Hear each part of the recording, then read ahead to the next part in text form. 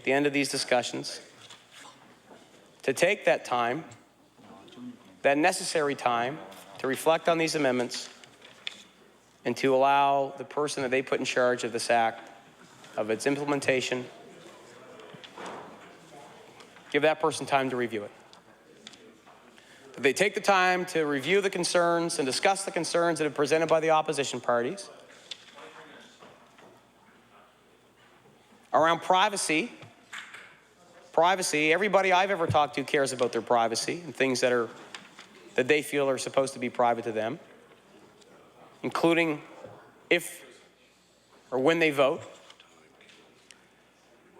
And that they take the time to reflect, to review, and discuss the issue brought forward about this potential loophole for third-party advertising, which could allow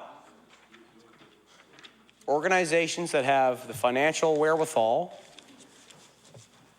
to insert themselves into an election, unduly influence the electorate to the benefit of one of the parties, whether it's us, PCs, or the Democrats. You know, that's I hope the government's willing to do that, because by doing that, you would send a clear message to this House, a clear message to those outside the House, those watching the proceedings at home, that you don't suffer from groupthink, that you are willing to have views that challenge your opinions presented and listened to, and that you are willing to include the voices that aren't included in your own caucus. And that's an easy way you can do it. To delay this legislation and bring it back in the fall. And now my experience with democracy began at I guess at a young age. I was involved in student politics, and a lot of people don't know this, but I ran for office for the president of the St. Mary's University Students Association. Couldn't get into Dell. And I'm a proud alumnus of St. Mary's University. Proud alumnus of St. Mary's University. Proud student of the member from Halifax, Citadel, Sable Island. And proud, you're right, the member from Halifax, Citadel, Sable Island does make a good point. I ran in actually 8 elections to date, just as much as the member from Preston has. So I have been in quite a few elections, and like the member from Preston, I've lost one of those elections. I learned from those mistakes. But more importantly, I learned about what's important in our democratic process, and having third-party voices impact and influence the electorate, I don't think is a healthy part of that democratic process. And that might have been a conversation that me and my former constituent, the member from Hammonds Plains, Upper Sackville, might have had on campus when he was a constituent of mine at St. Mary's University. When he was, I'm sure, a proud constituent, because we did a lot of great work while I was at St. Mary's for students of all political stripes, and I'm sure the member from Halifax, Citadel, Sable Island will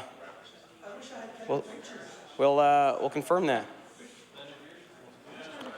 And back then, as with now, I think ensuring that our electoral system is founded in integrity and in a way that allows all voices to be heard, and ensures that voices, just because they have money, can't influence the election process or the outcome. It was important back then, and it's important now.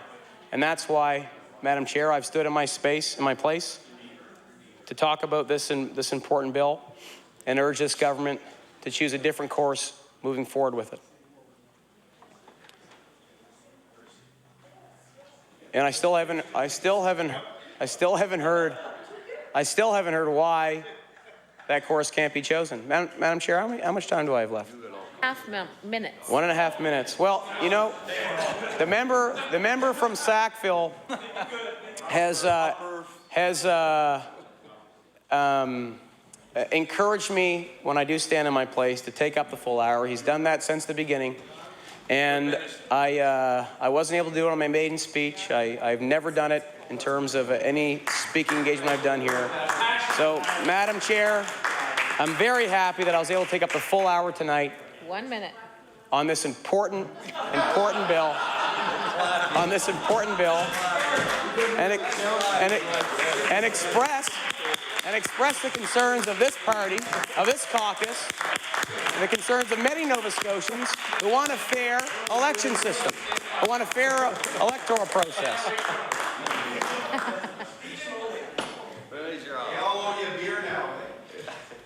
And I've been happy to do that, and I hope that the member from Sackville Half a minute. is proud of me for doing that too, because I know that he takes great pride in his ability to stand in his space, in his place, talk about important issues to him and his constituency. And I just hope that I did the member proud tonight by doing that on this side of the House. And Wrap it up. again, to recap. No, just wrap it up. Again, to recap, we all care about our election process. Order, please. And we all need to work together to improve it appropriately.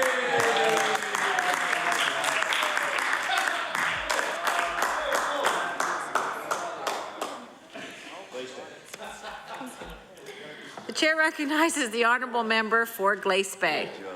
Thank you, Madam Chair. And listen,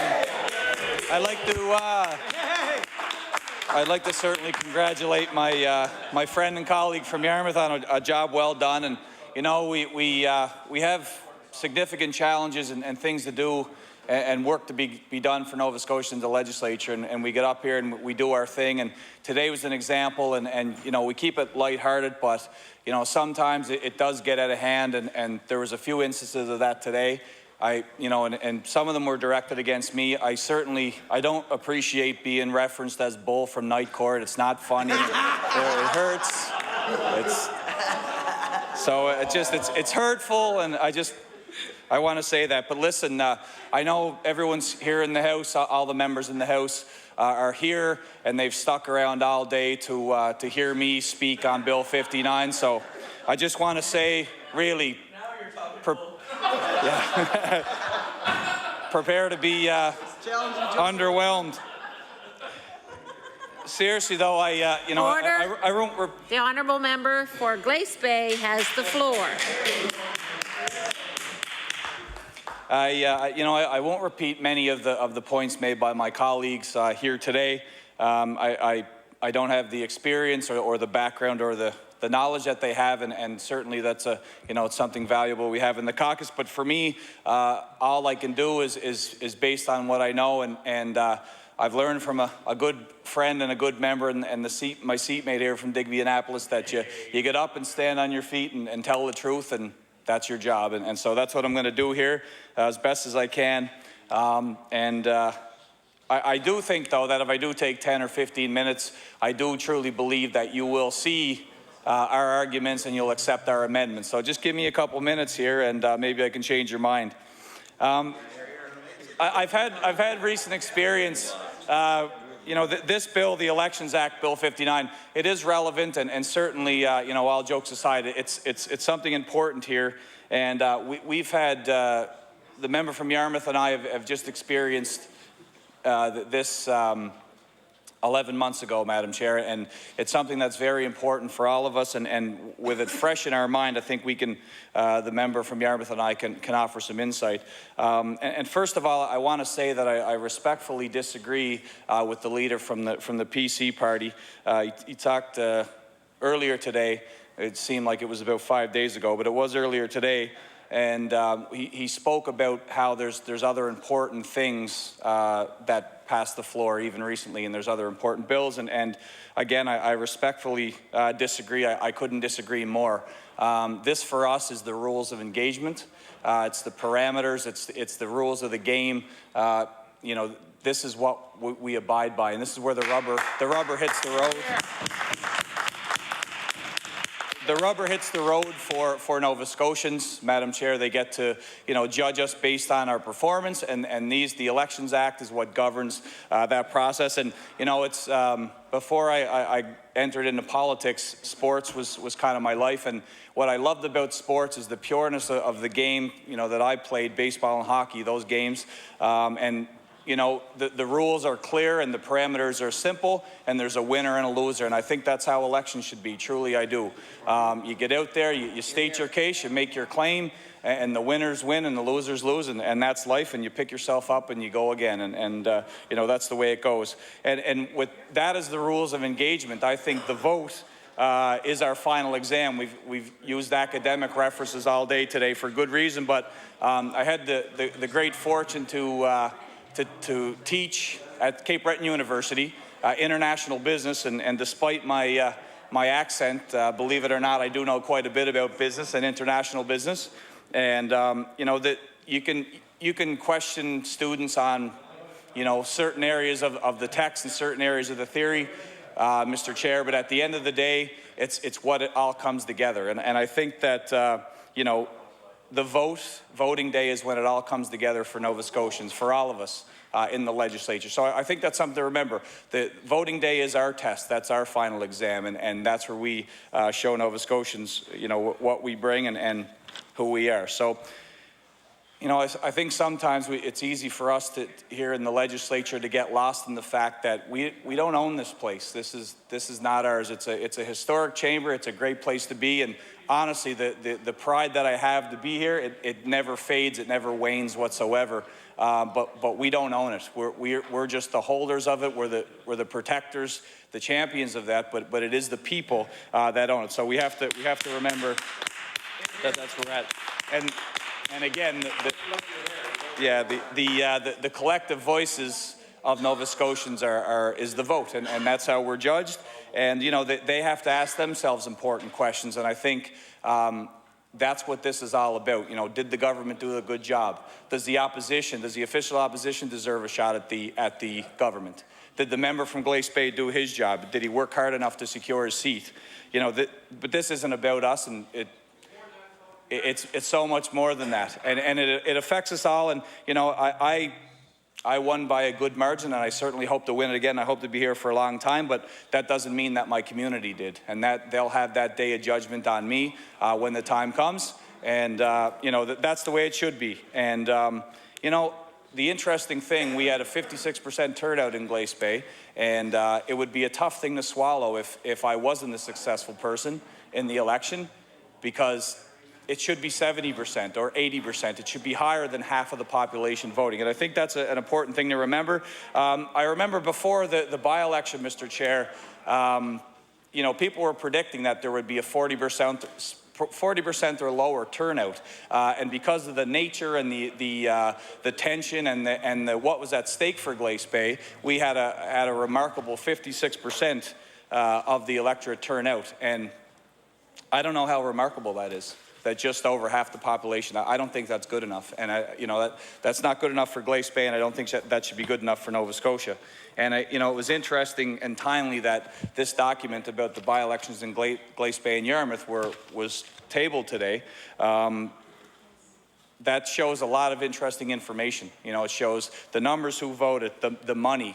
The things that happened in the campaign, what elections Nova Scotia spent. I think it was in the ballpark of about $300,000 for an election, so very significant.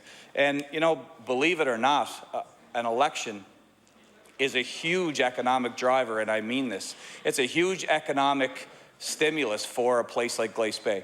People see the elections coming, whether they're federal or provincial, a mile away, and they know that they're coming, and they're on lists to work and to help out, and it's, you know, it plays a role. So, you know, elections sort of certainly have that impact. And again, all that investment, the money, the time, the energy, what we all 52 of us put that energy and that effort in for 56% of the population. We've come to accept mediocrity, and I think that collectively, all of us have to work, you know, to make that higher and get better than half the population voting. So how do we do that?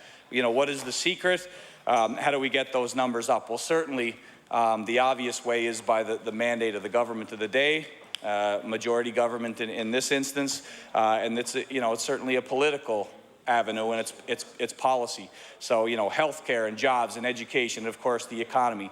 All those things people are paying attention to. So where your taxes are, what the cost of living is, how healthy the economy, what are the stimulus, what are the decisions being made, what kind of questions are the opposition asking.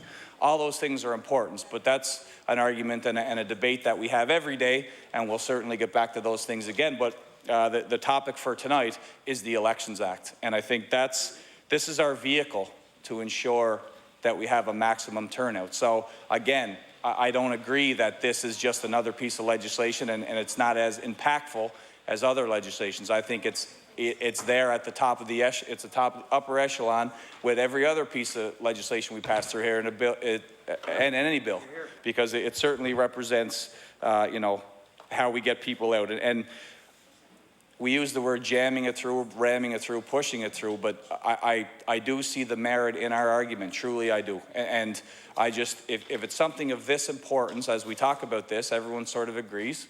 I think the Premier would agree that this is an important piece of legislation.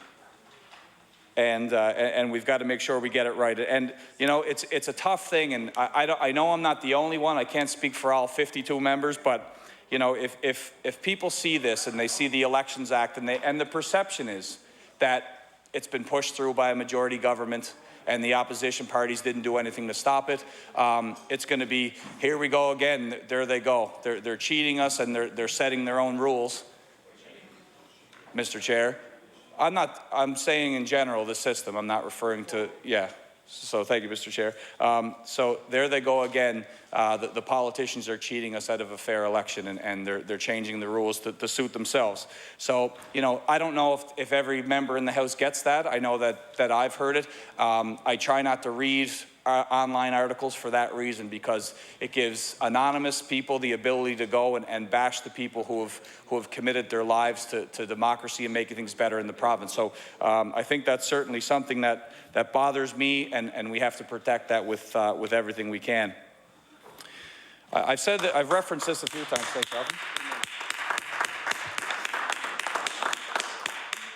I've referenced this a few times, but I say it again because I never will lose it, and it'll never fade in my mind. And it was during the by-election, and I know I've asked each and every other candidate in the Glace Bay by-election if they got the same, and it was remarkable to find that they did. And I know that some of the members opposite, and certainly the members in my caucus have heard this before. I couldn't believe, and I spent time working with the federal member, and I've sort of been in and out and involved in politics half of my life at least. I could not believe that I would knock on a doorstep, stand on a doorstep and knock on a door, and before I even got any words out and before I handed over the placard, it was, I don't want to talk to you, you're a politician. And that was strange, and that was something that I think that's an evolving sort of part of our democratic system. It's not an NDP, get off my step. It's not a Liberal, you're welcome. It's not a PC, you're welcome. It's, you're a politician, I don't want to hear it. So they had no idea what parties we were representing. They just said, we don't want to hear it. So that's a dark day for me, and that was hard. And they're the things that bother me, Mr. Chair. And I think that's one of those stories that it'll always be with me. And when we get the opportunity to talk about how we change direction on these types of things, I think the Bill 59, the Elections Act, is. Again, number one of my goals for the next election, I mean this, and I've said it many times, I think that Glace Bay deserves 70% of the electorate to get out and vote. Hear, hear. And I'm sure everyone in this legislature, in the chamber, Mr. Chair, feels the same way. 7 out of 10 people eligible to vote get out and vote. That's too much to ask? I don't think so. You know, so we've got to do everything we can with the vehicle we have, the Elections Act, to get people out there. So I think that's important. And again, we did raise the voter turnout in Glace Bay significantly, and you know how we did that. It was a very simple sort of process. Number one, because of the nature, I had hair.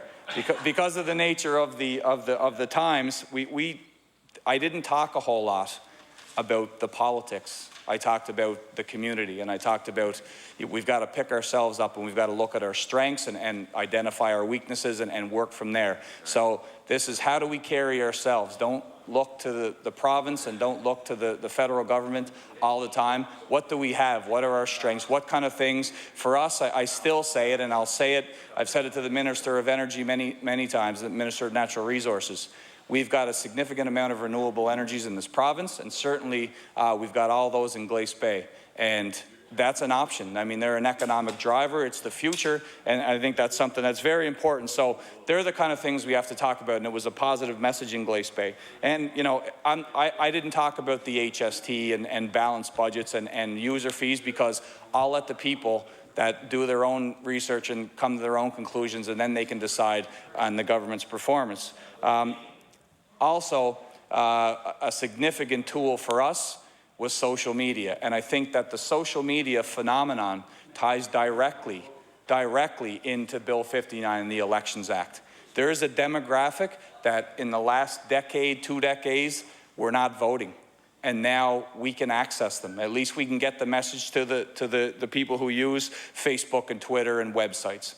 And if we can get them, we can send the message, and then again, at least they've received our message, they know what we're about, and then they're going to react, and we hope we can get more people out to the polls. So that's a significant weapon in the arsenal that we have. And, you know, in some ways, the issue that ties directly is about online voting. And you know, I think that is a debate, and that is a question that certainly shouldn't be answered as part of a discussion. That's got to be the center of a topic and the center of a conversation. Why? Because I think anytime you can increase voter turnout like that, then it's got to be something that's looked at as viable. And you can reach people who are on the internet, who are using those technologies and those capabilities to get out and vote. The other side of it is, you know, notwithstanding the security issues, which are going to be obvious, and you've got to make sure the system is drum tight before you allow this type of process in our elections. The other side of it is, where's the incentive? You know, I think it's incentive to figure out it's election day, get in the car, get a drive, walk down, jump on the bike, and go vote. If you're putting that much energy and that much commitment into voting, then I think you're going to do some kind of homework and figure out what your choice is and what party and what person and what representative reflects who you are and what you are. And I think that's the other side, where if you can roll out of bed and turn the computer on and shut down Facebook and Twitter for 2 minutes and go vote for the next person that's going to represent you in Ottawa or Halifax or in the municipality, then I'm not sure if we should make it that easy. Because if we're trying to engage people, that's not just giving them an easy option and easy access isn't necessarily the way you engage them. So that's certainly a conversation that's going to take place in the future, and I think we have to be careful sort of how we nurture that. The other sort of strength that we had is our team and our organization, and I was surrounded by people who believed in me through sports and through school and through the bar I worked at. You know, the little things that you forget about, the main event beverage room. Go by for a drink if you're ever in Glace Bay. It's a great place. Great wings, phenomenal wings. But they did the signs, and they made the calls, and they came to the rallies, and they did all those things. And again, this does tie into Bill 59. And the reason why I think that it ties into Bill 59 is that I think we have to protect a certain amount of privacy and make sure that people don't feel. I've felt it myself, and again, I'm speaking from my own experience. When you bombard, we stand here, Mr. Chair, and we talk about politics and getting people involved, but at the same time, people who are outside of this bubble that we live in and that we talk about and we care about every day, they're not all that interested all the time. So for us to try to convince them and push it down their throats and send them emails and give them calls and ask for money and get them out and do all those things, it just becomes overkill. And when the message fades into the back for people, they stop listening. And that's another danger of trying to engage people. So, you know, that's something that you certainly have to take into account when you talk about these privacy issues and how easy parties or the Elections Nova Scotia organization can contact and access people. So again, I think that people aren't all that tied into the specific details of the Elections Act, Bill 59. They put us here, they put me here, and all of my colleagues here, Mr. Chair, because they believe in who we are and what we are, and that we'll represent their best interests as their MLA. They don't care about the legislative process. They don't care we're here until midnight. It doesn't matter to them because they don't care about bills or amendments because they just want us to do a good job, and they've put all of their blind faith in us that we'll come here, we'll understand the issues, and we'll work hard. And you know, that's something that people put this democratic framework in our hands, and it's ours to control, and it's ours to protect. And I think we have to do a good job as best we can to protect their interests and their society. There was a great story of a gentleman in Glace Bay. He lived, and this is an example of Bill 59, the Elections Act, and how the rules, people don't dig into them like we think that they do. This gentleman he lives very close to one of the polling stations in Glace Bay, and his wife was an NDP supporter at one time, so they always got a sign. So he puts the big 4x4 in his sign, 4x4 sign in his yard an election ago, Mr. Chair, and it was too close to the polling station. So the polling station officers came over and said, look, Mr. Doe, you can't have this here. It's too close to the station. So he said, oh, that's terrible. You're infringing on my rights. This is the no good liberals that put you up to this. You're stepping on my democracy and you're doing the wrong thing. I'm not taking my orange sign down. This is staying here and I don't care. So eventually the conversation went on and he had to actually move the sign. So what he did is got 2 more 4x4 signs, put them at the other side of his property, put them up 5 feet, and put all 3 signs. So you could still see them from proximity to the polling station. So from that point on, he couldn't stand liberals because they made him move his sign. Fast forward to the by-election, he was actually one of my Little League coaches, and we had a family connection, and he knew all about me, so he even convinced his wife, this is a good guy, you should give him a shot. So,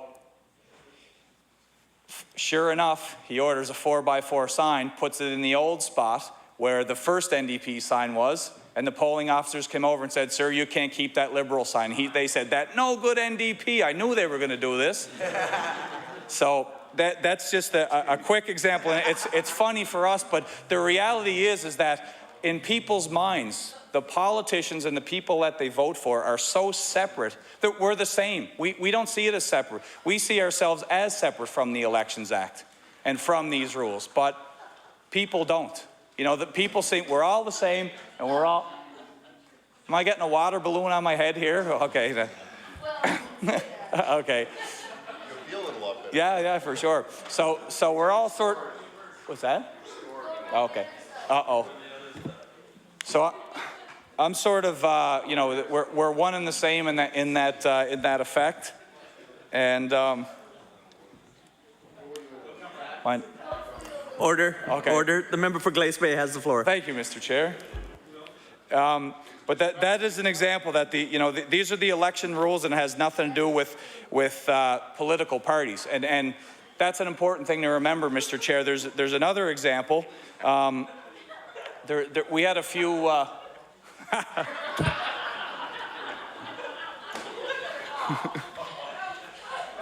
know... Talk about cutbacks. I know what my next resolution will be, Mr. Chair. Times are tough. Times are tough, and we're all reducing our costs. Even the legislature has to cut back on some things. So that's good to see the speaker getting involved in the maintenance. That's good.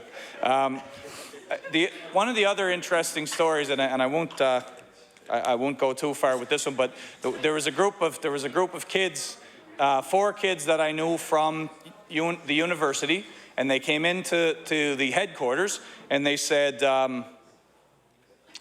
we're so excited. There was the advanced poll today, and we all voted, and it was cool. It was 2 guys and 2 girls, so they were 2 couples, and they voted, and they said it was so cool. We all went in, we registered, and we voted together. And the coolest thing was we all voted, the 4 of us, and it was our very first time. And I said, aren't you like 25 years old? And they said, yes, we're 25 and 26. So 25 and 26, first time voting, not understanding the process, not knowing how these things work. I think that's, that says a lot. And again, what the relevance is here is that it really does connect to the Elections Act and this bill. You know, they don't know the rule. They don't know the rules, many of the people, and they're not all that concerned, Mr. Chair. They see us as the protectors, and they put that in our hands. I've been called many times. I'm referred to still 11 months later. I'm referred to as the mayor of Glace Bay, and we don't, obviously that's incorrect, but that's what I'm referred to. And you know, so again, people don't dig in and really understand, so we have to do our best to explain that to them. And you know, I think about, in terms of my role here in the legislature, I'm proud to be the critic for community services, and we have community services. Thank you, Madam Minister, thank you. I appreciate that, yeah. And very true, very true. And you know, we have committee tomorrow morning, and we'll hear, you know, some presentations from stakeholder groups, and the reality is that what we see on committee and what the minister sees and what I see as the critic and what our caucus sees during stakeholder presentations is that there are many people who are poor and they struggle to make ends meet. They're worried about feeding their kids, and they're worried about getting clothes, and they're worried about a decent roof over their head, and they're worried about all those things, how to put oil in the tank and how to put gas in the car if they're lucky enough to have a car. So how do people in that situation worry about Bill 59 and the Elections Act? And who's the police, and who's looking after their best interest when it's voting day? You know, so that's something that we have to keep in mind, that we are, again, the protectors of that. And I do want to, connected to one of my earlier points, just about the privacy. I do see this somewhat as of an issue, because I think that if you invade a person's privacy, they will shy away. And again, I've mentioned a few examples of how that works, and it's a very fragile system. And when you push and sort of shove it on the people, you know, they'll say politicians are trying to get information out of us, and they're going to pull us into these things, and they're going to ask for favors and money and support and those types of things. So when you're trying to build voter confidence, as we all are, and it's us, it's a system. It's not just the opposition, and it's not just the government, and it's not just the PC party. It's all of us. And when you're trying to build that confidence back, the worst thing you can do is scare people from the process and scare people from the voting booth. And that's the last thing we want to do. And you know, I don't want to get too deep in the politics, but that's the reality of it. And just to mention a few things, because this is honestly what I see, and I think that some members will agree with at least the premise of what I'm saying, or at least that this is the perception that's out there. But people will say these times are tough because we're paying more for everything, and if it's taxes or user fees, and there are things that are controlled by policy. The world markets do control the prices of energy in a lot of cases, but that net effect is passed on to the everyday consumer, people who are trying to make ends meet. They look at the expenses and those types of things, and they're reading about it in the paper because it seems to always show up in one way or the other. So this is what people see. They read about it, they hear about it, they talk about it at Tim Hortons and at the grocery store and wherever they meet and gather. So it's constantly, they're spending more, what are they doing with our money, where are things happening, and at the same time, they feel like they're being asked for more but getting less. And that's a phenomenon that exists, and again, it's a perception. You talk about the cuts to programs that are very significant, and in the education cuts, that really is, I mean this, it's something that many people in Cape Breton are talking about, and I brought up an issue in question period, Mr. Chair, last week about the community liaison officers, and I was happy to see in the Cape Breton Post that the Minister of Education did commit to those positions. That is a huge step for many people in Cape Breton for the kids. So when families and when people in Cape Breton see that, it makes the Elections Act more relevant. I don't think they even asked. What's that? Who? Anyway, sorry, Mr. Chair. So that's important, and that was a commitment on the front page of the Cape Breton Post from the minister. I'm not sure if I'm missing something here, but I certainly I look forward to finding out what the funding formula will be for that moving forward. And But when you do look at the education cuts, it was a tough pill to swallow. So again, the point is that the perception that we're looking for more from Nova Scotians and they're getting less. So when they see the jobs disappear, cuts happen, and I know that the government side will say that's the reality, and it is, but at the end of the day, what we see is that when a significant amount of people, Mr. Chair, lose their jobs with the TAs and with some of the other school board positions, the reality is that they are people that you really do, and there are members from Cape Breton that would certainly appreciate this and know this. We are put at a crossroads at some point in our lives, and you know, not to say that Cape Breton always has it so tough, but sometimes it is, and we always have to make a choice of whether or not we're going to try to suck it up and dig it out and stay in Cape Breton or even in Nova Scotia, or head west. And I've head west. I've been out west because that was an only option at a certain point. And it's a tough thing, and I hated it. I hated every minute of it. No disrespect to Alberta, it's a beautiful province, but it ain't home. And that's where I want to be, is home. So so people made a conscious choice to follow a certain path in their studies or in their, you know, whether it be a trade or whatever. And if they were school board employees that happen to lose their positions, then their feelings towards the elections and towards politics and towards all things that Bill 59 covers is certainly damaged. And that is the concern. That's certainly the worry. So how does this serve democracy? It goes without saying that it impacts us all. And another thing that I want to mention here, because I do think it's relevant when you talk about third-party advertising or negative advertising. I absolutely detest third-party ads. And you know, again, what I talked about, the rules of engagement and how we play the game. If you put out your strategy and your platform and who you are and what you do and compare it to the others, then I think people can be pretty good judges of who's the best and who represents their needs, rather than tearing leaders and tearing people apart and tearing parties apart. It just, you see the impact of it federally, and I'm not interested in talking about which party benefited and which one didn't. That's irrelevant for me as the MLA for Glace Bay. What I see is that we feed to this thing where it's all negative, and politicians, they're all crooked except for me. That's not the idea that I think we should have out there, and I think that's what negative ads do. So again, that certainly feeds into Bill 59 in the Elections Act, and I think that when you turn people off of democracy, and because of negative ads, I honestly don't believe that negative ads makes you vote for the other guy or the other girl. I think that negative ads make you just not vote. So again, where are we with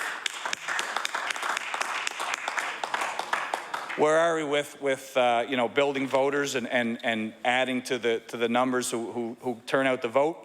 We're not getting any further with that kind of strategy. So you know, I believe that bumping Bill 59 through without the CEO, the Chief Electoral Officer, taking a look at these things, from my understanding, she is the person that's best suited to provide this feedback. So I don't know what the timeline is.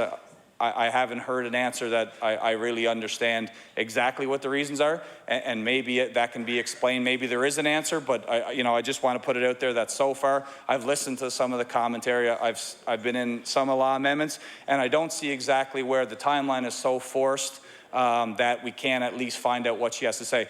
I don't think it's unreasonable, Mr. Chair, to maybe assume or expect that she comes back and says, okay, you know, there's some wording issues and problems here, but everything's fine. Well, I don't think that the government is necessarily trying to force one piece or another through. I wouldn't think that that'd be the case. So why not give her that option and give her that opportunity to do her job, as the member from Yarmouth said, and provide that feedback and let us know what she thinks. And then why not seek unanimous consent from the House? And why not have everybody on board? We want this Elections Act to work. We want it to be the best possible system to get people out to vote, Mr. Chair. So why not sort of follow that path and let her do her job? And again, none of us want the perception in this House, Mr. Chair, that politicians are pushing the agenda and telling people how they vote and where they vote and when they vote. So my questions to the government before I take my place, first of all, why not let the Chief Electoral Officer, you know, take a shot and give her feedback and let us know as MLAs so we can pass it on to our constituents what exactly she thinks. I think that if the changes are positive and that's how the government sees it, and Bill 59, the Elections Act, the changes are fine, the 18 pages are all good, there's no harm for anyone, it's all positive and it's all good, then why not give her a shot at that and let her feedback be the hammer that we sort of carry through to make this decision?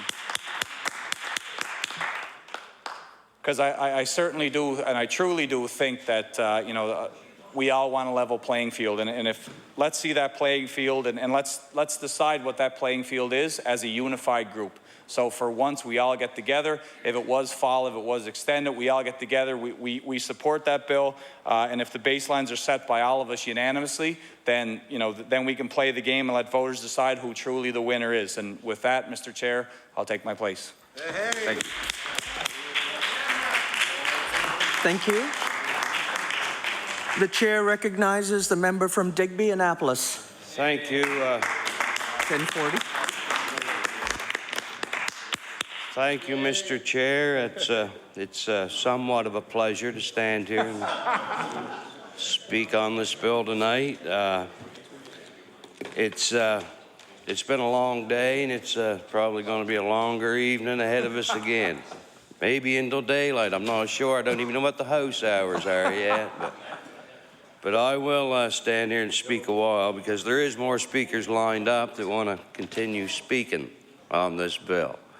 We have lots of them, because I guess you can speak for a while and sit down and get up and speak again. So that's what we're going to do. We're all going to yo-yo over here all night, I guess. But I want to speak. I want to speak a little on Bill 59, and I was looking at the title here, and a word in it kept coming back to me. It keeps coming back to me. It says an act of respecting, an act of respecting, and I keep mulling that over in my mind. Respect, respect, respect. So. And anyway, I do. I have great respect. I have great respect for every member in this House, all my colleagues, every one of you. I have the greatest respect. And I have the greatest respect. I have the greatest respect for every person in this province. I have the greatest respect for every person in this country and on this earth. I was taught to respect people when I was brought up as a young person.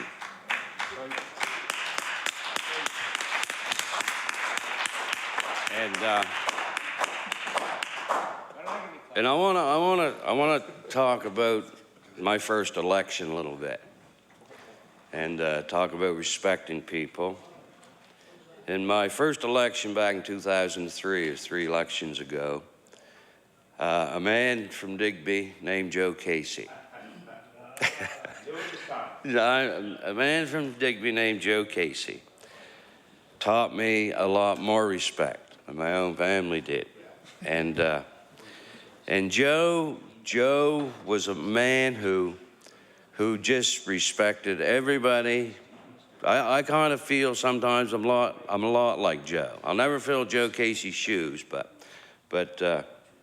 he was a wonderful man. He had great respect from all the people.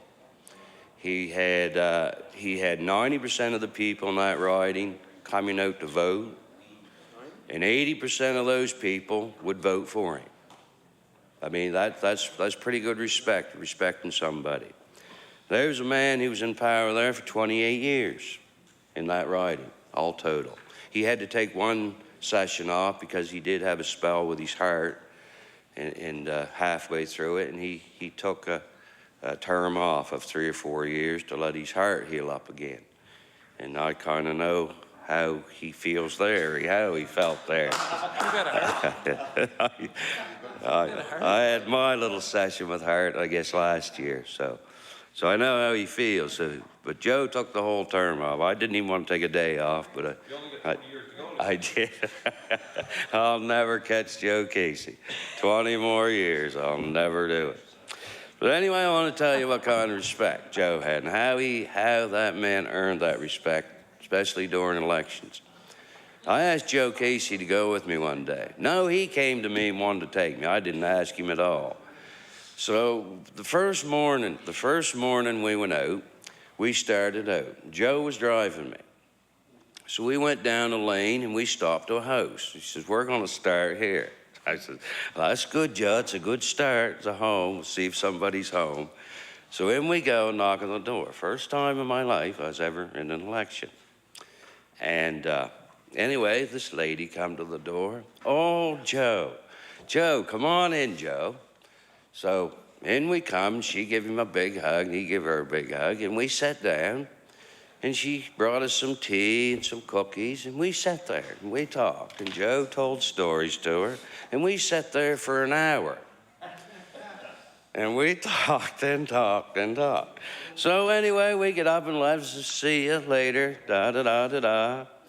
Went to another house and we stayed another hour. In 4 hours, in 3 hours that morning from 9 to 12, we got to 4 homes. Now I says, Joe, don't we like have 10 or 12,000 houses to go to in 30 days? Oh no, Joe said.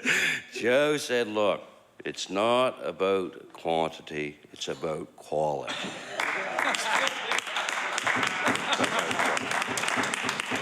And I'm telling you, we never got to many houses in that 30 days.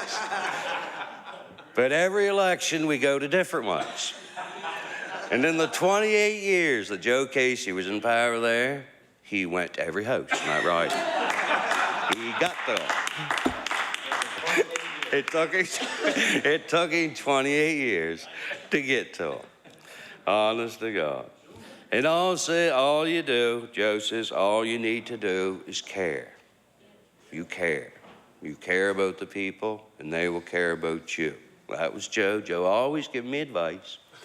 And oh, he was a man who will never be replaced. That's for sure. You know, he had respect from everyone. Well, there's a few didn't respect him. I'll get into that a little later. Tell you of maybe some amendments we can make to this bill, maybe to show some respect for members of this House, you know, with that stature and that commitment and stuff. But you know, Joe was taken out of that business by means that wasn't very good. And maybe we better look at this bill to make amendments to correct that. But first of all, I want to tell you a little more about Joe. Anyway, Joe was a fisherman. Joe was a fisherman. He had fishing in his blood. You know, he stood in this house 20 years ago. And you've heard me stand in this house talk about seals. Like we have Minister of Fisheries over there nodding his head yes. I mean, we've only been here a few years. And we've seen the explosion of seals. You know, we thought this just happened this past 10 years, but Joe Casey knew this was going to happen 20 years ago. He knew the explosion of seals was going to happen when the fishery started down. So Joe stood in this house. It's in Hansard somewhere. He said, that's an easy thing to do. You just go out there and give them birth control pills. Well, it would have worked. I think I brought that up too, but everybody just laughs. I mean, you control the amount of animals that's being born, you know. But how could you control that, I think was the argument. I mean, did you get too many in them? If you get too many birth control pills in them, you might stop them off, man, Pops, then you annihilate them. The environmentalists wouldn't like that. So there was a thing about control. But Joe had that vision of how to do it. And he stood... He did. He knew. I mean, and listen, people respected him. Everybody was having a chuckle at the time, but the people respected him. They still talk about it. Why didn't they listen to Joe Casey and do something about those seals? Every fisherman I run into, nobody would listen to Joe Casey, and they're not listening to you either. They're not listening to you either, Mr. Minister. But anyway, it'll happen. Nature will take care of them. You know, I think nature's on its way of taking care of them. There's more seals being found all the time. It's a shame that they have to go that way, that nature has to annihilate them. Because I think we had a way that we could reduce them slowly and been good for us, been good for the economy, good for the fishery, good for the seal. But I won't get into that. I'm getting back to Joe.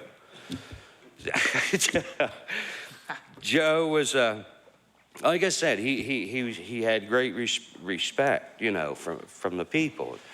And how they turfed Joe, they seen that there was people in the riding, both from the Conservative Party and both from the NDP Party, who were there was a few true people there that didn't like Joe, because they knew if he stayed alive, he'd be there for hundreds of years. You know, how could you get Joe Casey out of that position?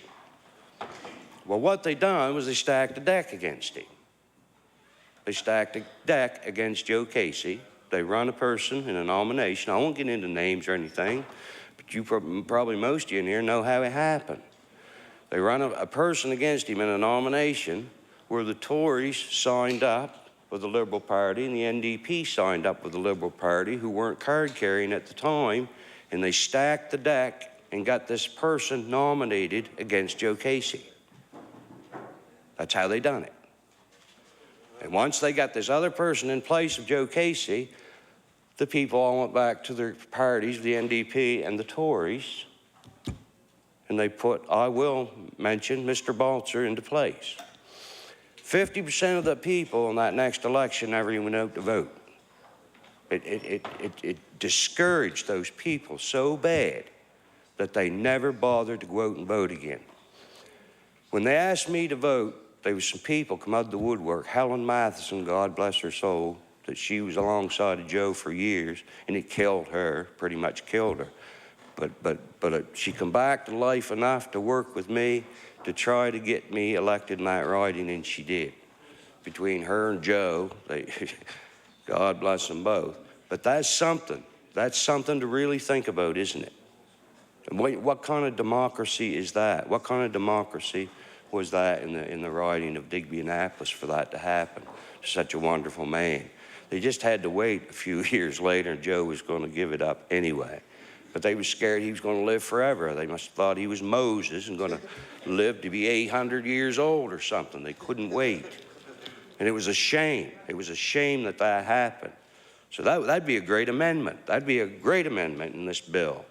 You know, that I don't know just how you would work that, but there must be a way. Talking about respect, if we respect members of this House and respect the people of this province, and we respect the people of the democracy of this country, that there should never have happened. And I needed to tell that story because it's true. It's a true story, and it wasn't right. And you know, there's a lot of people that just voted for this government, for the NDP government over here, and they thought things were going to be different. They thought the Socialist Party is the way to go. You know, the way that will change things like that. You know, they've seen, I guess, that the Liberal Party wasn't going to change anything. The Tory Party wasn't going to change anything. So now the NDP Party was going to change that thing. That's been brought up to me down that riding a lot about what happened to Joe Casey.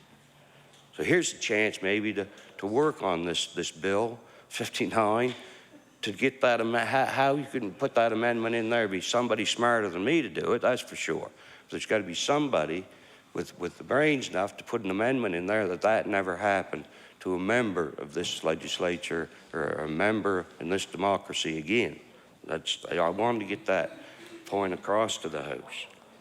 You know, there's ramming this bill through this House is taking something away from this NDP government that I hope, you know, I think that people are going to see. Just like they took the bill, the fair drug pricing bill last week. How fast? I mean, we stood on to that and tried to slow that up. And people were saying, people from home, you know, here we are with 23,000 people in the food banks of this province and growing. What is fair? Isn't there some kind of a bill we can make fair than that for people? You know, why are we pushing this fair drug trading bill through the House so fast? So we got other good bills coming up, you know, like fair gas prices for people. These are people on social assistance with no money or low income. You know, is there a way we can get a bill through this House that fast about fair prices for rent? You know, how about one for fairer prices for food? This is the questions I'm getting all weekend. I talked to people in my riding this morning before I come up here, still asking me these questions. How about a bill, Junior, put a bill through there for fair electricity prices? What's wrong with that? Yeah. You know, fair everyday needs that people have. Can't we get fair prices? Because prices are going up every day. Every day we see it going up. Nova Scotia Power want 9% more. And people, some people's wages are going down. I mean, they're certainly not going up around where I live. The pensions aren't going up. That's for sure. I mean, there was times years ago when there wasn't so much money, you didn't depend on money years ago, and we had the toilets out back.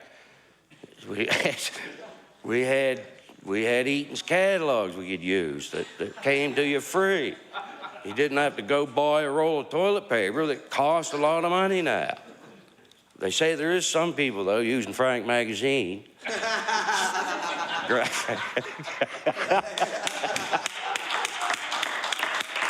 Yeah. Yeah, someone told me that the other day. Good for something.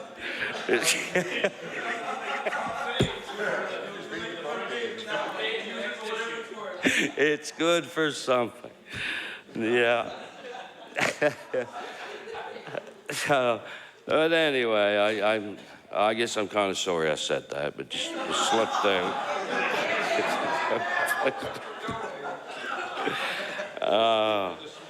But yeah, that's all I am. I'm just telling it. It's like people telling me that stuff, and it comes back to me. I can't help it. But tell it the way it is, yeah, and the way I'm told. I was sent here to the House to tell this stuff the way the people wanted it told. They tell me, I'm telling you, I'm telling whoever's listening. If Frank Magazine's listening tonight, well, so be it. So, probably the only ones listening. I doubt it there.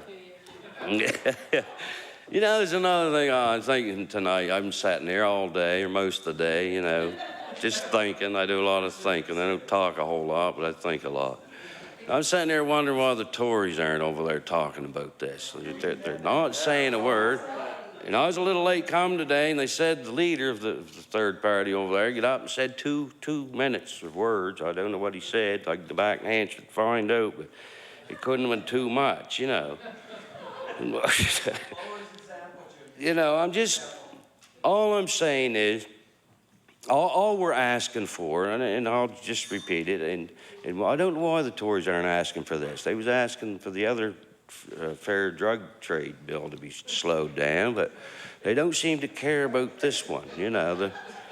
I don't know why, but I think we care about it. I think the voters care about it, you know. You know, there's things in this bill. I haven't gone through this bill yet, but it's just 134 pages. What's that? Oh, oh, I don't care. You know, I don't know. I don't know exactly what's in this bill. I mean, I know I've glanced through it here today, and that's all. There's 18 amendments in it. I know the chief electoral officer don't even know what's in it. So how would we know what's in it? And that's one of the reasons we're holding it up for the chief electoral officer to have a chance to look at this. But maybe the voters, the people that I represent, may need to look at this better for the next 2 or 3 months or whatever it'll take. I mean, there's things in there that may be saying that the voters' identification may be dug into deeper. Like, is that in there? I don't know. But somebody brought that up to me, that maybe the voters, when you go to vote, with this more digging into the identification of who the voter is, How did that person vote?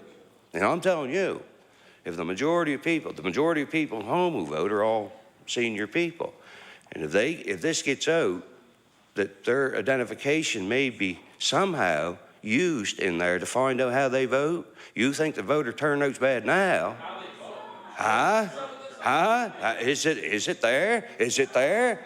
Remember, all the members saying it's not there. Why don't you stand up and tell us it's there, it's not there? I'm sorry, Madam Speaker.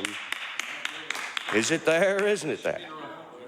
Well, that's something that was brought up to me, and that's a scary thing. You know, is it there? Is it, yeah, well, it could be. I don't know. There's nobody jumping up over there saying no. That's why you want the chief electoral officer. Exactly, to make sure the chief electoral officer knows this. They don't even know this. They don't know this. You others don't either. I can tell the way you're looking over there. You don't know. You haven't even looked at it.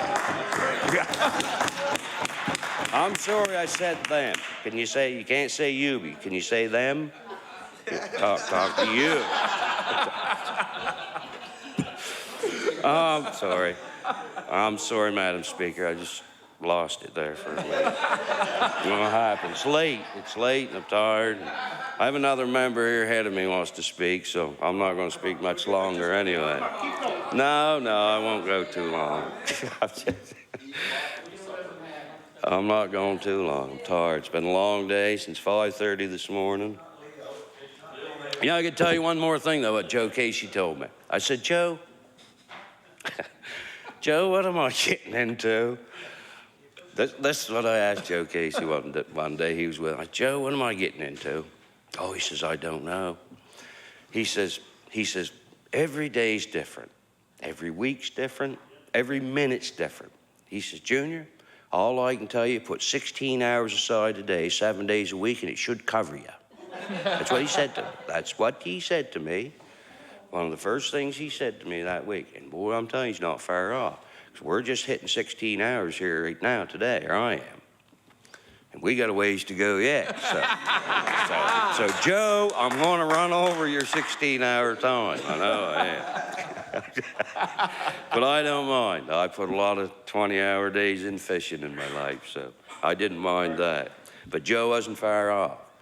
And everyone can say the same thing in this legislature, that you can put some long days in at this. But anyway, I just want to talk. I was talking about respect, and I had great respect for Joe Casey, and I'm sure everybody who knew him in this legislature had great respect for him too.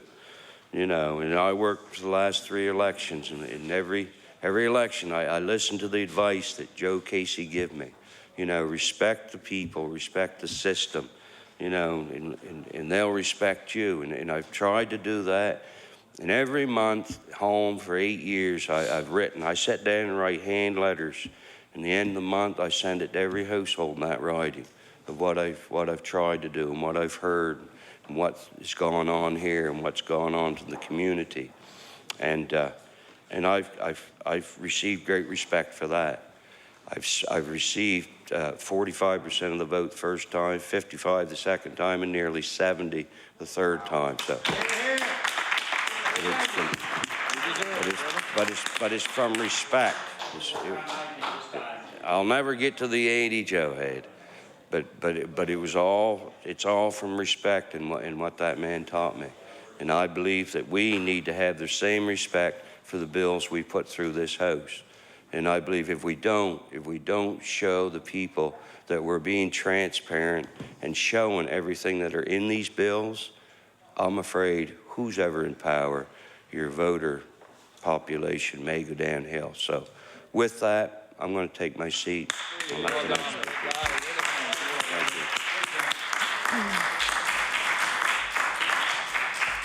I recognize the honourable member for Kings West. Well, thank you very much. Thank you very much, Madam Speaker. I'm very, very pleased that my honourable colleague from Digby Annapolis just left me 55 minutes to finish up here, I guess, this evening. And we'll, although, you know, people can filter back in, so perhaps those who have been home and had a rest may come back before midnight and give me a break. I want to say, Madam Speaker, first of all, you know, this is a very, very significant, a very, very important piece of legislation that came before us in the dying days of the spring session in 2011, when it's 25 years since the Election Act was reviewed, renewed, and presented to Nova Scotians. I think it's unfortunate that it came down to last days and last hours to look at the merits of this of the Election Act and to point out the good things that are in it, to talk about what may be missing, and to have to move to substantial amendments in order to, in this case, not put it past the opposition, because that was easy to do with a majority government, but rather Nova Scotians started to get a sense of what was happening here, and they didn't like what they saw. And that's the essential message that was communicated in editorials, letters to the editor, and I'm sure some members had some comments from their constituents that they were concerned, in particular, about you know, third-party advertising. So you know, this Election Act is one that I felt should get a very considered review by members of the House, and in fact, you know, we talk about election reform, legislative reform. This would have been a wonderful bill for all members of this House to get up and speak about the Election Act and its impact on the future of voting and civic engagement in this province. I think there is a time for this, no matter if it's a majority or minority government. I believe strongly that, you know, all members of the legislature, the backbenchers, who should in fact have an opportunity to speak on an act that is going to influence the next quarter century in Nova Scotia. It's going to embrace a significant number of elections in the coming decades. So it is unfortunate that we haven't had that kind of debate around the Elections Act. You know, we just have to go back a couple of years to take a look at a wonderful event that went on in Nova Scotia when we celebrated Democracy 250. And I know that it was orchestrated in many different ways in different ridings across the province, but we do know that some very, very positive things happened during Democracy 250, and I believe it's the type of signature event, however, that needs some renewal and refreshment and continuation. You know, there are some legacy projects that are in communities that do remind people of the beginnings, the birth of democracy here 250 years ago in our province, and I think seeing those plaques in our communities, that a particular project went on in that community, and people came together to celebrate the foundations of democracy in our province, and in fact in North America. So I think that you know, that kind of spirit from Democracy 250 should have carried over into the Elections Act and into what it needs to accomplish. Now, on the positive side, we do see an opportunity for younger Nova Scotians to become engaged in elections. And I think that's a very, very positive development. We have talked about and we have put forth a bill, in fact, that younger Nova Scotians should in fact become engaged in the very act of voting. There are jurisdictions around the world where young people, once they reach the age of 16, they can indeed cast a vote and start those beginnings of understanding political parties, policy, platforms, the whole political structure of their country, their province, their jurisdiction. And I think so this is a good thing that a young person can go and spend that kind of time, go to a training session. We all know that thousands of Nova Scotians just became engaged in the federal election process, and there were many who were going for the first time to a training session to find out what a DRO, what a clerk, what a registration officer, all of these different positions, what's actually involved in carrying that out on election day, and what is that responsibility.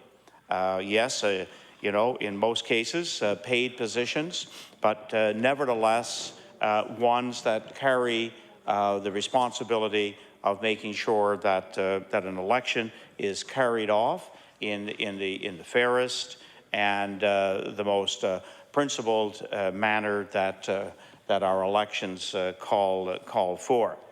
So this is one good thing that is contained in the Elections Act that many people have referenced and talked about as they have spoken over the past number of hours. And I plan to say a little bit more about that, because I know that young people, if informed in the right way, if they go through the exercise of perhaps voting in their class, if they set up parties and get people to represent them, all of these kinds of areas, I think, and challenge to young people to become engaged, I think, can be positive. So I'm going to say more about that a little bit later on. One of the other areas that the bill, the Act, allows for is actually starting to take a look at piloting or some kind of experimentation around the electronic age that we live in. It hasn't gone so far as to talk about electronic voting as such, but ways in which new technologies can be advanced as part of the election process. And we know that there has already been some experiment with this in the past. There have been successes, and there have been some failures in the regards of electronic voting. One of the communities in my riding, now 2.5 years ago, during the municipal election, the town of Berwick engaged in electronic voting, and it turned out to be a very successful experiment. Now, mind you, the community of Berwick, a population of around 2,400 people. It's a small little jurisdiction to have this take place. But again, those are the beginnings. Those are the learning opportunities. Those are the kinds of processes that can go on, that can give good feedback as to how it can be carried out, and also the fact that it can lead to a higher degree of participation. We all know that on election day, We hear this all the time. The kind of weather, you know, the weather on that day will influence patterns of people, whether they'll go to the polls or not. So we do have to take a look at all kinds of ways now in which we can once again get a higher percentage of people voting. We know that in some jurisdictions that it is compulsory. In fact, it is legislated, and there are fines if you don't vote. And we just have to go down under to New Zealand to take a look at their system that requires people to engage in voting. So these are some of the areas that the Act does reference, and I think that we should give a considerable amount of review of these and see where change can take place. Now, one of the areas that I've talked about is, you know, Democracy 250, and allowing people to have their say. And we know that this bill, in fact, was in the making for over a year. There were consultations. There's no question about that. There was consultations to arrive at the changes in the Election Act that we currently have before us in Bill 59. And if it took over a year to consult and then bring this forward, you know, I think it should have had another period of time to go back to Nova Scotians and see what they think about it. Now, we've come to discover in the last week that, in fact, we're not even going to give the Chief Electoral Officer the kind of opportunity and due diligence that she needs to present to this House how she feels about especially the amendments, the 18 pages of amendments. And there can be, you know, loopholes in the amendments, and I think it's incumbent upon this House and Nova Scotians to hear from the Chief Electoral Officer as to how she interprets and how she sees these amendments playing out during the election process. Since her appointment, she's been through one election and has had an opportunity to get tremendous feedback. And so I think she's one that could discern for all of us and provide a greater measure of understanding and comfort as to what the amendments will actually mean for the election process, and of course, in particular, as it applies to third-party advertising. And you know, this is the contentious part. You know, it was certainly much greater when the bill was introduced, and Nova Scotians started to have a look at the implications of third-party advertising, and especially as my colleague from Richmond pointed out earlier today, what seems like a full day ago, and that is the fact that you know, considerable money can be pumped into an election through third-party advertising.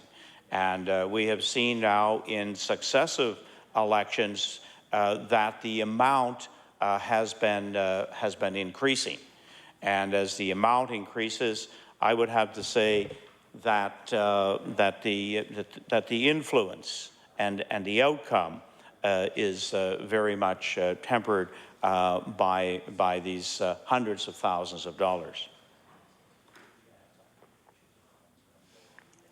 So this is the area that can now have a major control in how an election unfolds in our province. And of course, with third-party advertising, we can see some of this actually being rolled out prior to an election, setting the stage. An American-style election could be upon us with the hand of third-party advertising, and especially if that third party, is a well-off body, whether it be a union or any organization that wanted to have a significant influence on the political process in our province. So it goes without saying that we need to I think slow this bill down and have it again receive the scrutiny of people who have been engaged in elections in Nova Scotia. And I think each of us here as MLAs know that there are people in our ridings who have, 30, 40, 50 years of experience at elections. I had one lady called me during the federal election, and this was a lady who a number of us met during the volunteer awards this year. A lady from the Berwick area by the name of Esther Chute, who this week will turn 98, and she called me up as she was hearing of people getting jobs in the election, and she called me up to say how she was disappointed that she didn't have a job come election day. At 98 years old, still wanting to be engaged, and come to find out that most people felt that perhaps it just was too long a day for her to spend in the poll.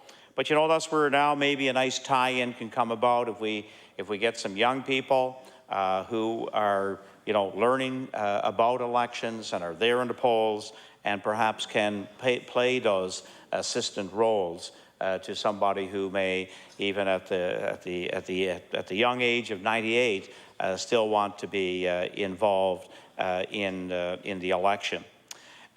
So I think it is very important that we do take time to make sure that we get it right. We can always talk about amendments being introduced, but I have a feeling that once this act goes through the House, that there won't be a lot of refinement until we actually have an election and find that indeed there are some loopholes, there are some areas that are found wanting, and we will come back and perhaps take a look at those. So I think the very reasonable thing that we as the elected body and that Nova Scotians would like to see around this bill is to give it more time in the process and have it extend into the fall session because we don't anticipate any need to have it in place for a general election for at least a couple of years or perhaps more.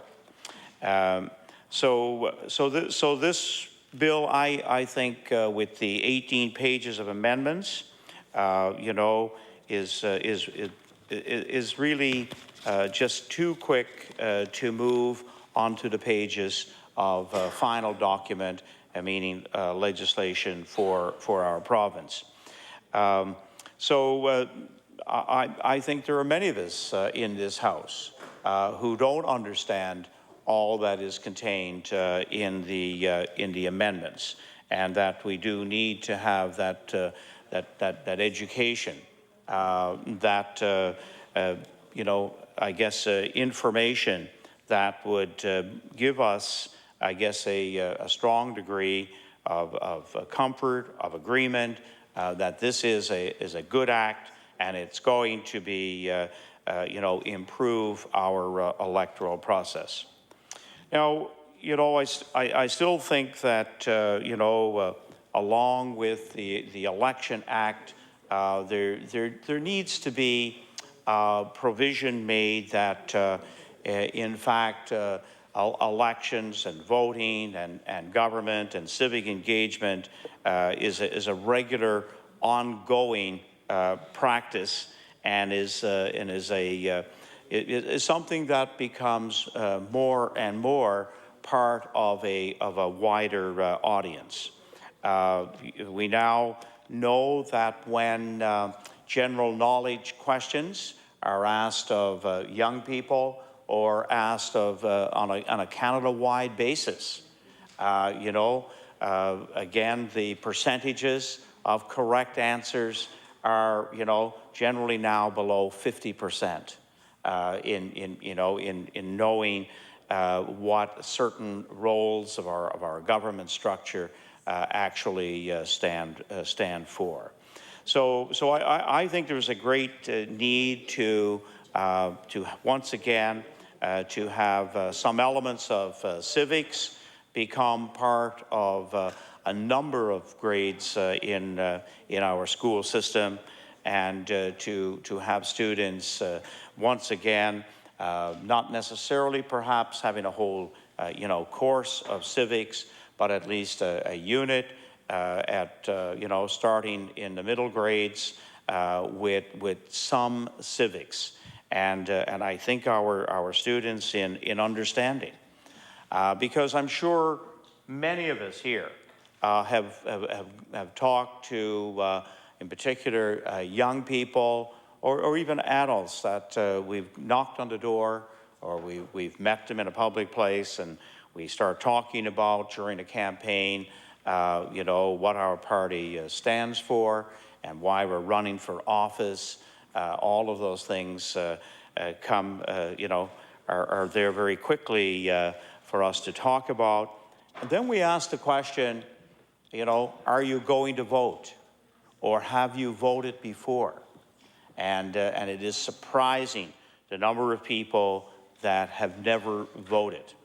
And in particular, in my first election, coming across many former students, many people that I knew by name when I knocked on their door, and when I asked them that question, and I guess I talked about why they should vote, and I told them, but what an easy process it actually was, and and many of them started to talk about, I guess it's pretty easy. It doesn't take much time, and I'll certainly consider going out to vote. And perhaps maybe I should continue that story, because I did challenge my former students, and especially those that had been in my history and geography, global studies classes, that they should become participants in selecting those people who would represent them and make up the government of the province. So in my area, there are 42 polls, and 9 of them actually go to one area. Since Kingston and Greenwood is the heaviest populated area, 9 polls take place in the fire department and their community hall. And in my first election, I got a report back from the person who was, I guess, the registration officer, and she said that on election day, they had something. She had worked the polls for 25 years, and she said she had never seen this happen, where over 300 young people, since we don't enumerate, and that's another issue, but there were over 300 people who came to the fire department, the community hall, to register to vote.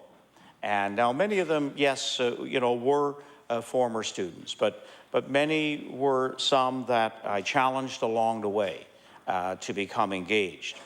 and a great little story along those kind of lines as to how you can and where we need to work to commit or to challenge and ask young people to commit to why they should.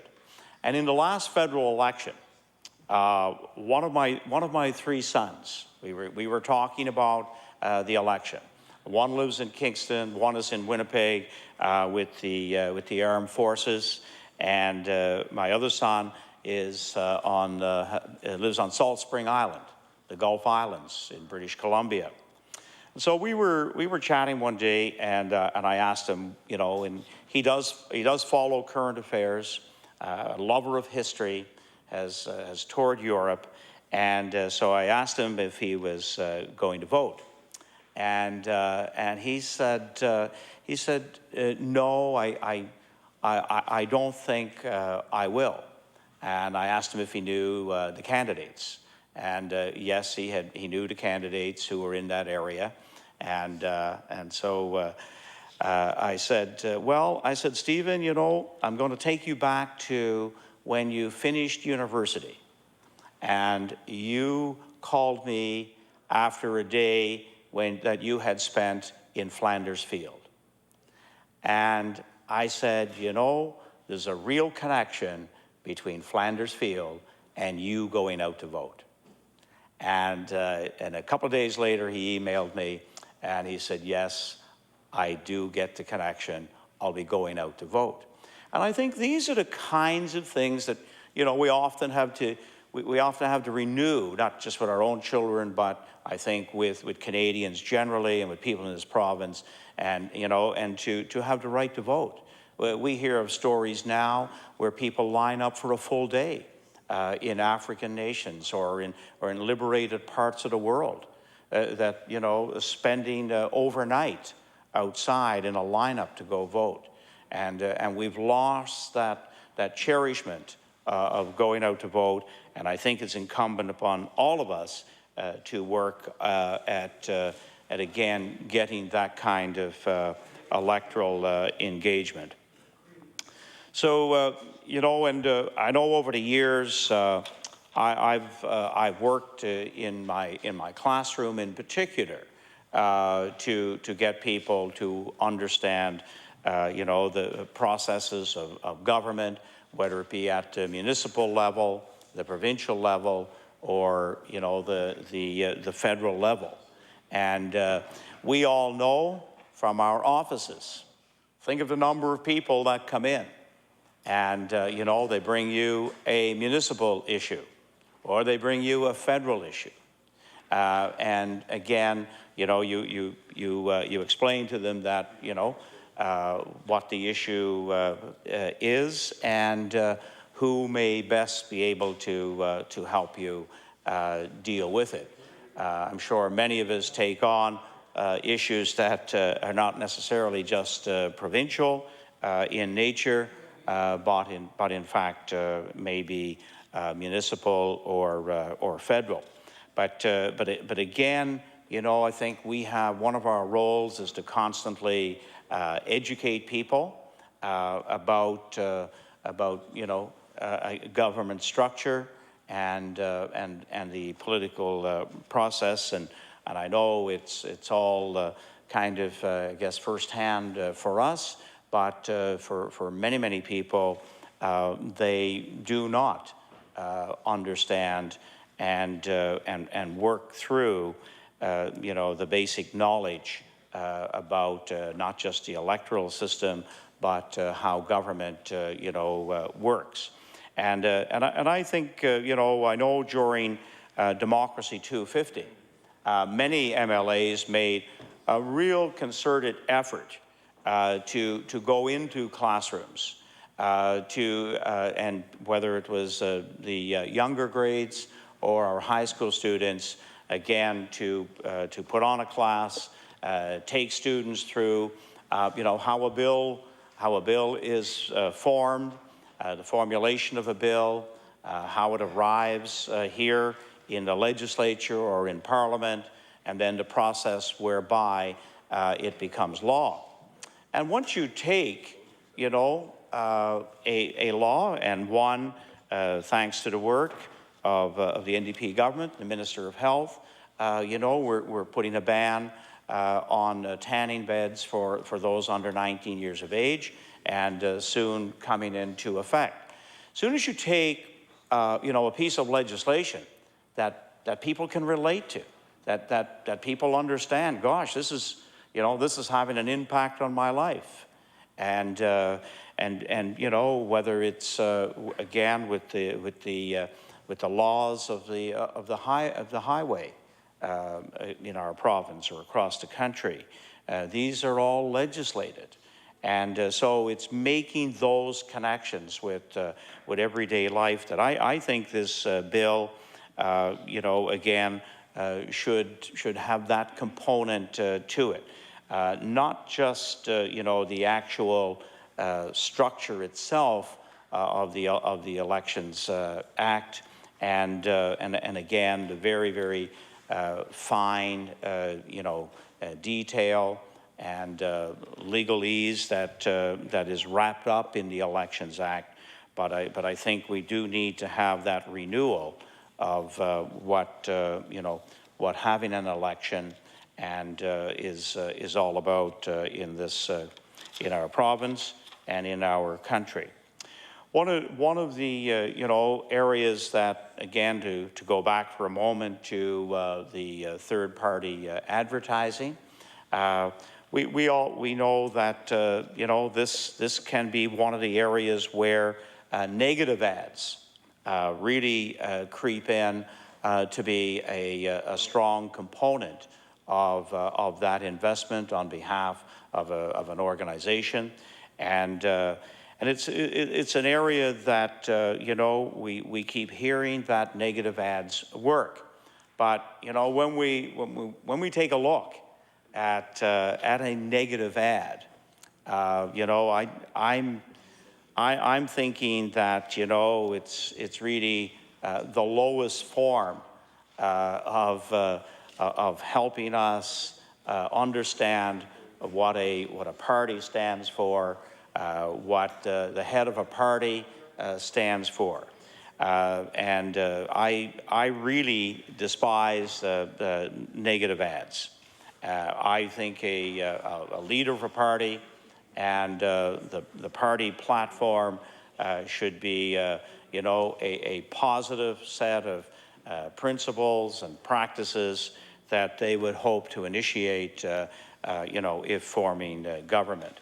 And I guess having taken a look at negative ads for a 2-year period prior to the last election, many may say that yeah, they do have an effect, but they are a part of the electoral process that I wouldn't mind seeing them actually banned from being used.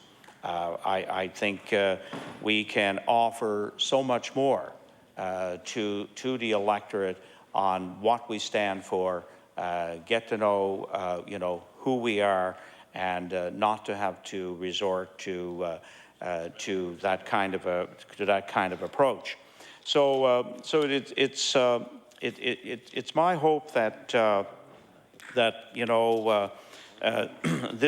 this act, while it's going to go through, it was just this weekend in holding up the end of the session, and people started to ask, well, what's left to talk about? What are you going back for?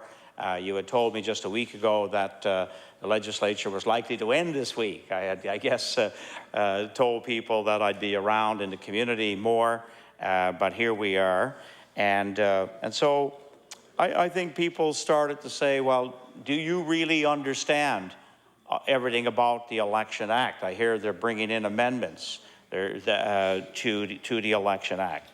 And I said, look, no, I don't understand all the 18 pages of the amendments and what impact it will have on the Election Act.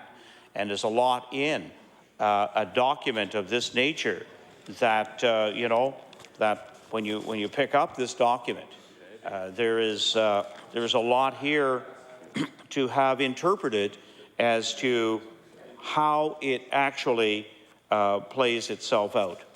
And so you know, when I heard that, you know, there would be no tax increases, you know, from the NDP government, and we know that that is not the case. We know that, you know, the HST was raised. We know that you know, this year all of the user fees, you know, went up.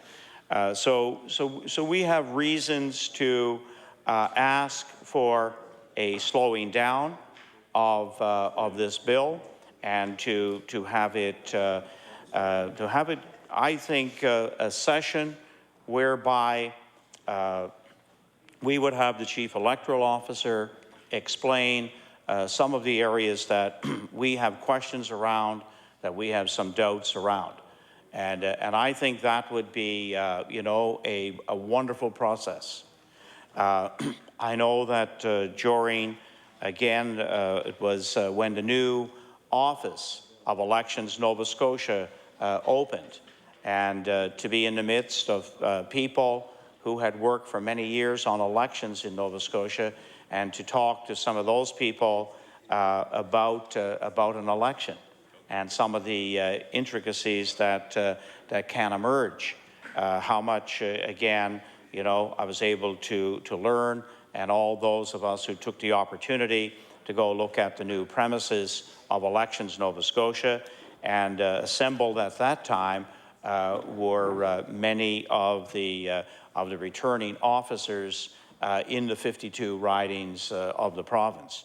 And I think for us not to have that opportunity with a bill that will definitely shape probably another 25 years, that we won't be able to drill down and ask the kind of questions that you know, we have just presented in a very preliminary and in a very surface way over the last 12 hours. I guess it's getting to be 12 hours now, or 11 hours since we started this debate.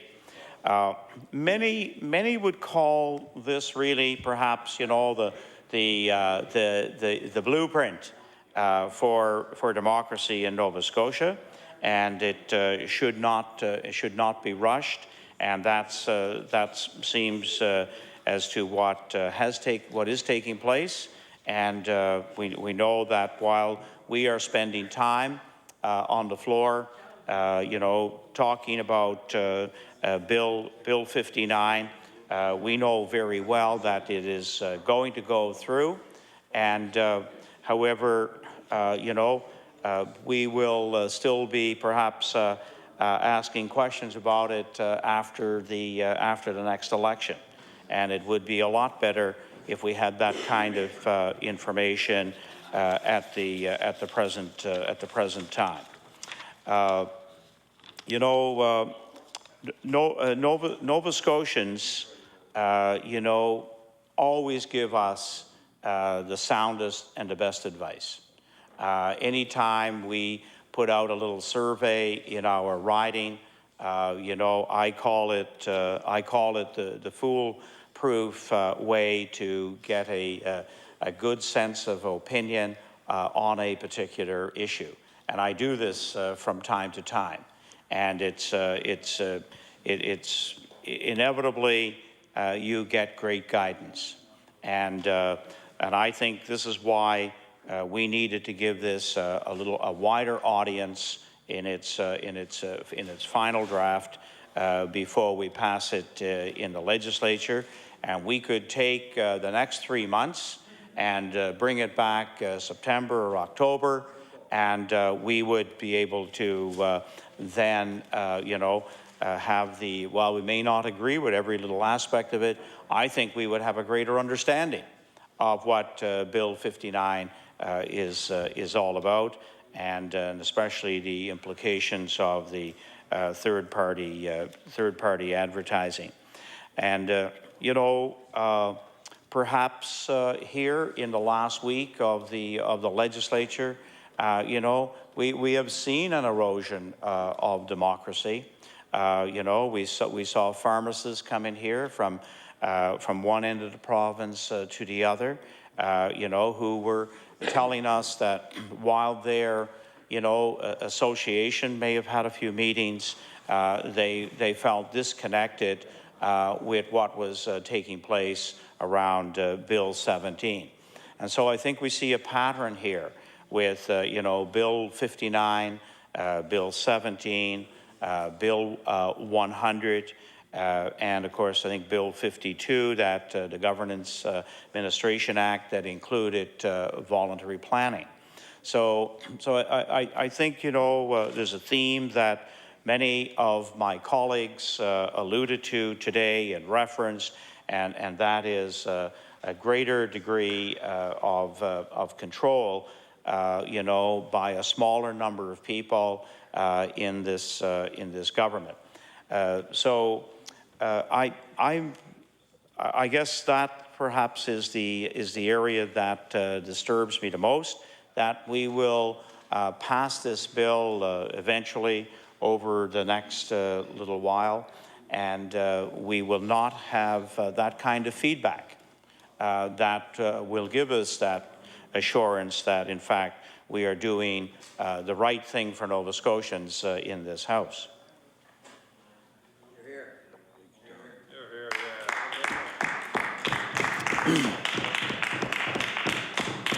I know that you know, again, the theme that I've just presented is again contrary to many of the things that we said and espoused to during our celebrations of Democracy 250, and how we wanted to work for you know, greater amounts of participation.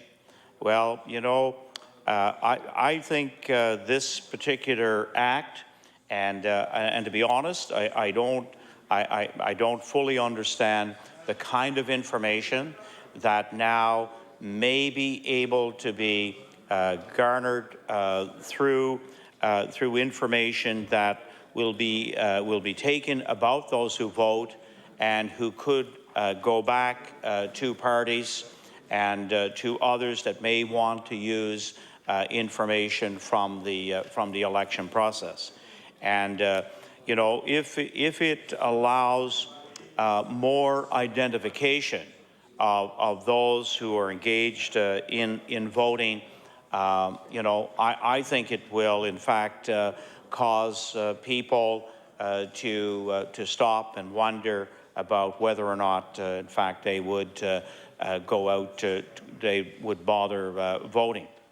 So I think when Nova Scotians are suspicious about something that we are just now getting an explanation of, that there may be a greater amount of individual information on a voter that may be available, that in fact could do more than talk about just the trends in voting, but rather you know, develop a profile and get closer to identifying even perhaps how people voted. So I think if that's mentioned and talked about at all, it's going to be one that I think will lead to people becoming more disenfranchised from the electoral process. And I don't think that ever would be, you know, again, the intent of the Elections Act, but in fact it may actually, in its wording, that's in fact what may be the reality. So I'm hoping that in fact there's still time, that we will find a manner to be able to get some of our questions answered before this bill passes through the legislature. And you know, as every one of my colleagues have gotten up today to speak about Bill 59. I think this is the most disconcerting aspect, is that, we are rushing another important piece of legislation, another important document through this House without understanding the full and perhaps some unintended consequences, with this legislation. And I think it's a black mark on all of us who represent Nova Scotians if, in fact, we come to find out that this bill, delivers some negativity around the electoral process. Elections Nova Scotia says there are some provisions in the amendments. It may be problematic with respect to agreements with Elections Canada on voter information. Now, that's a pretty significant, statement that if that is in fact the case, and it's one that we need to have some commentary, from the minister responsible for the act, or to again allow the chief electoral officer the opportunity to give an explanation of that to Nova Scotians. If in fact, if these amendments, if they were problematic in regards to agreements with Elections Canada on voter information, I think that's it's a pretty significant area of this act that I think needs clarity to all of us here in the House and to all Nova Scotians before Bill 59 becomes part of the law of the land for Nova Scotia. And I think we need to find a way to make sure that we do have those kind of answers before that does take place. I do want to stress in I guess getting close to being able to wrap up here, and I do want to go back and say that Bill 59, the Elections Act, is too important a piece of legislation to just have it rushed through this House. While it may very well, have its, I guess it's playing out in a very, very short, period of time, an election of, 28 days, 30 days, 35 days. While the Elections Act governed that period, I think if there are things about the development of the Elections Act, which is now what we do have taking place, because we had an Elections Act that looked like it was the final document, when it was presented, and then we found a pretty significant, very, very significant piece about Bill 59, and that was the third-party advertising that was not just unacceptable to this side of the House, but was starting to be very much unacceptable to Nova Scotians. And so that's why we raised the flag. And all of a sudden, 18 pages of amendments come along.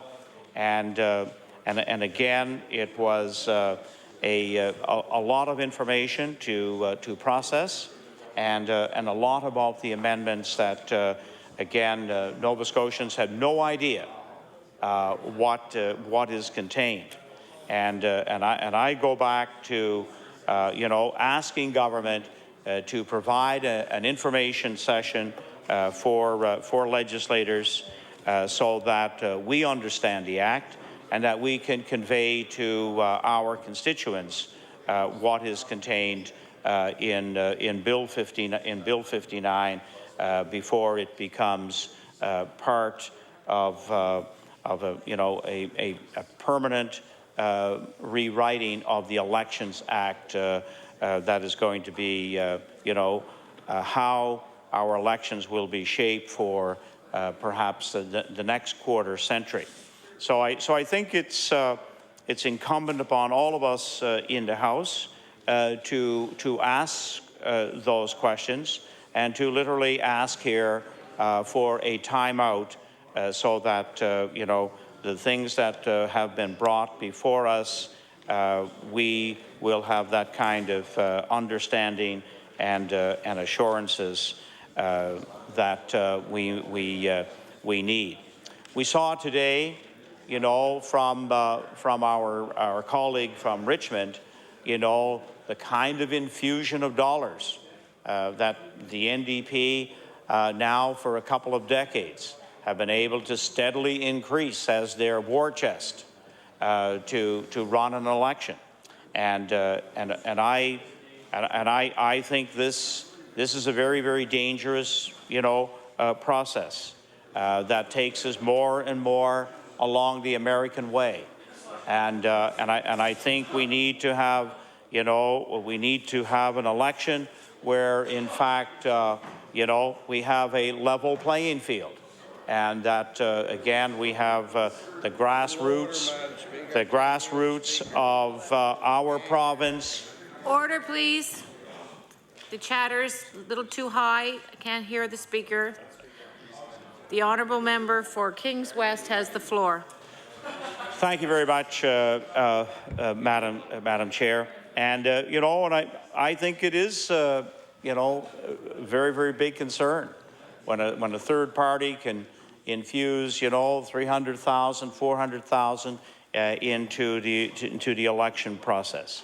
And I think if we have a level playing field where there are limits to donations, and then each of the ridings and each of the parties raise the money, tell their story about their platform, I think would be a much more civil way for us to engage the public, and I think it's a process that they would be much more pleased with than the kind of perhaps even the amounts of dollars that now go into elections. This was one of the things that I know my office heard during the federal campaign.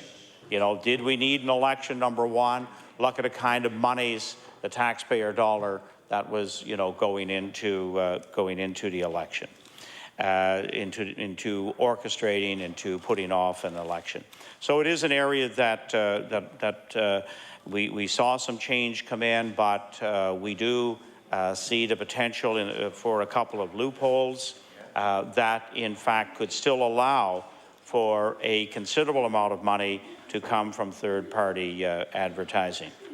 I just want to finish off my remaining, few minutes that perhaps if there's something else that comes from the Election Act and Bill 59 will be for all of us in this House to take a look at, how we can get our youth involved in the election process and in working to understand government.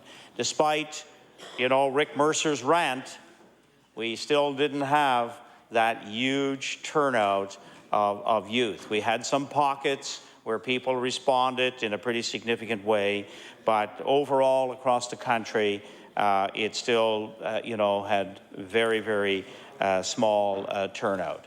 And I think all of us, if we can find ways, as I was talking about when I started out, of just sheer challenging young people and telling them why, giving them a why to be involved in selecting the government that will bring in public policy and shape the way we do things in our province, then I think we'll have started something.